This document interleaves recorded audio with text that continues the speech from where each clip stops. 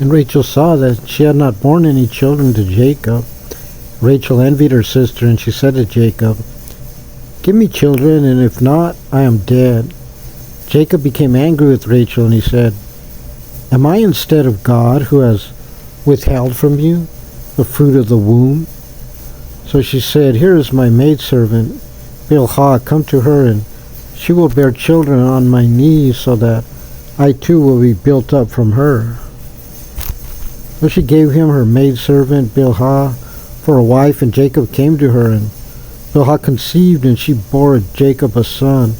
And Rachel said, "God has judged me, and he has also hearkened to my voice, and has given me a son." So she named him Dan. And Bilhah, Rachel's maidservant, conceived again, and bore Jacob a second son. And Rachel said, "With divine bonds have been joined to my sister.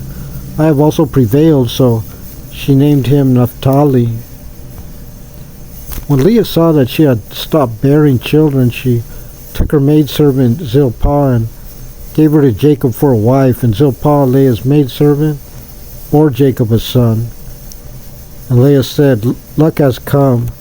So she named him Gad. And Zilpah, Leah's maidservant, bore Jacob a second son. And Leah said, "Because of my good fortune, for women have declared me fortunate." So she named him Asher. Reuben went in the days of the wheat harvest, and he found dudaim in the field and brought them to Leah, his mother. And Rachel said to Leah, "Now give me some of your son's dudaim." She said to her, "Is it a small matter that you have taken my husband, that you wish also to take my son's dudaim?" So Rachel said, "Therefore he shall sleep with you tonight, as payment for your son's dudaim." When Jacob came from the field in the evening, and Leah came forth toward him, and she said, "You shall come to me, because I have hired you with my son's dudaim." And he slept with her on that night. And God hearkened to Leah, and she conceived and bore Jacob a fifth son. And Leah said, "God has given me my reward, for I have given my maidservant to my husband." So she named him Issachar.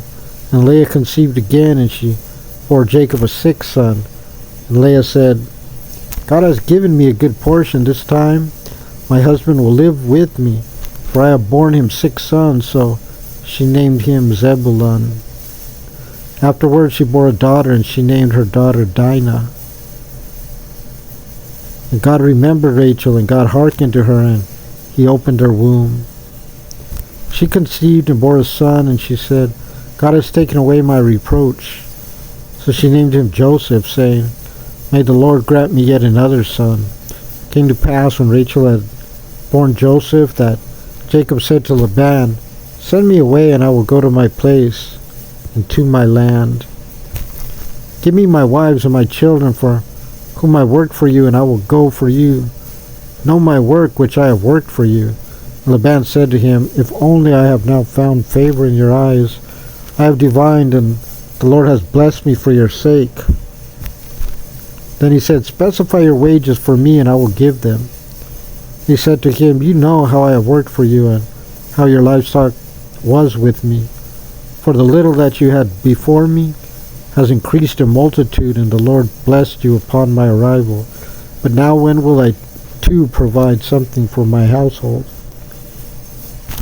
He said, "What shall I give you?" And Jacob said, "You shall give me nothing. If you do this thing for me, I will return. I will pasture your flocks, and I will watch them. I will pass throughout all your flocks today, removing from there every speckled and spotted kid, and every brown lamb among the sheep, and every spotted and speckled one from among the goats, and this shall be my wages.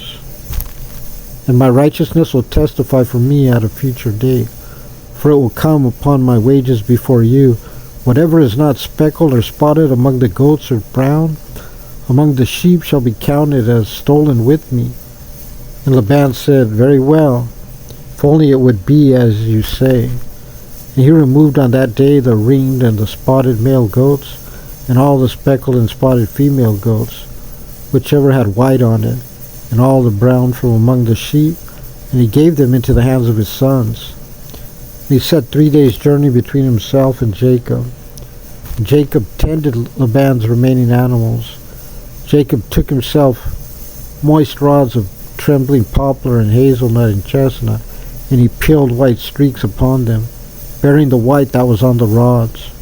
And he thrust the rods that he had peeled into the gutters and the watering troughs where the animals would come to drink opposite the other animals, and they would come into heat when they came to drink. And the flocks came into heat by the rocks, by the rods, and the animals bore rings spotted and striped young. And Jacob separated the sheep, and he turned the faces of the animals toward the ringed ones and every brown one among Laban's animals, and he made himself flocks by himself. He did not place them with Laban's animals. And it came to pass that whenever the animals that were bearing their first would come into heat, Jacob would place the rods in the troughs before the eyes of the animals, in order to bring them into heat by means of the rods. But if the animal would delay, he would not place them, so that the ones that delayed were Laban's, and the ones that bore their first became Jacob's. And the man became exceedingly wealthy, and he had prolific animals and maidservants and manservants and camels and donkeys.